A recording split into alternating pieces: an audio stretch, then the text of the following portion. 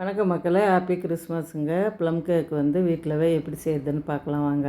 1/4 cup சர்க்கரை எடுத்து caramel பண்ணிக்கோங்க. கொஞ்சம் சிம்மில்வே வைங்க, கொஞ்ச நேரம் ஹையில் வைங்க.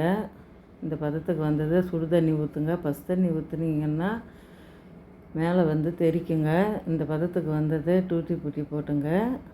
வெள்ளரி விதை, பூசணி விதை, திராட்சை, முந்திரி, பாதாம், பிஸ்தா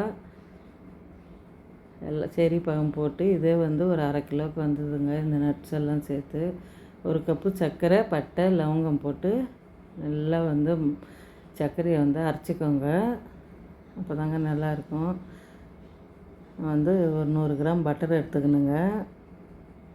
நல்லா பட்டர் விஸ்கில் அடிங்க. இந்த பதம் சர்க்கரை கொட்டுங்க. சர்க்கரை போட்டு இது மாதிரி திருப்பியும் விஸ்கு போட்டு அடிங்க. அந்த நட்ஸு போட்டு சர்க்கரை இறக்கி சூடு ஆறட்டுங்க. சுட ஊற்றக்கூடாது. சில்லுன்னு ஆற விட்டுட்டு அது ஒரு ஓரமாக இருக்கட்டும். வெனிலா எசன்ஸ் ஊற்றணுங்க. அப்போ தான் அந்த முட்டை வாசனை வராது, நல்லாயிருக்கும். இந்த நட்ஸ் எல்லாம் கொட்டி நல்லா கலரிக்கோங்க. இதுக்கு மேலே கலர் வேலை கம்மிங்க. பேக்கிங் பவுட்ரு, பேக்கிங் சோடா, மைதா 1 கப் எடுத்துக்கணுங்க. சலிச்சிக்கோங்க. நல்லா சலிச்சு அது கட்டி இருந்தால் நல்லா எல்லாம் நின்றுடுங்க. இதே மாதிரி 1 சைடு தாங்க கலக்கணும். இந்த மோல்டில் பட்டர் பேப்பர் போட்டுங்க. பட்டர் பேப்பரில் பட்டர் தடவிட்டு தான் போடணும். அப்போ தான் கேக்கு ஒட்டாத வரும். இது மாதிரி ஷேக் பண்ணிக்கோங்க. கொஞ்சம் 2 செகண்ட் ஷேக் பண்ணுங்கள். மாவு அப்படியே கரெக்டாக உட்காரும். 10 நிமிஷம் குக்கரை ஹீட் பண்ணுங்கள். ஹீட் பண்ணிட்டு உள்ளே தூக்கி வச்சுடுங்க. வச்சுட்டு எங்களுக்கு 40 நிமிஷம் ஆச்சுங்க.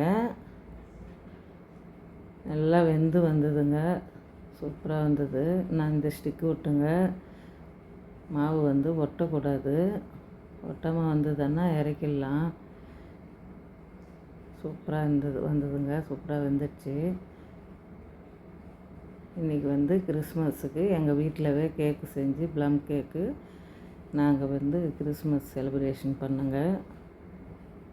இந்த வீடியோ பிடிச்சிருந்தால் லைக் பண்ணுங்கள். நீங்கள் எத்தனை பேர் வீட்டிலவே கேக் செஞ்சீங்கன்ட்டு கமெண்ட் பண்ணுங்கள்.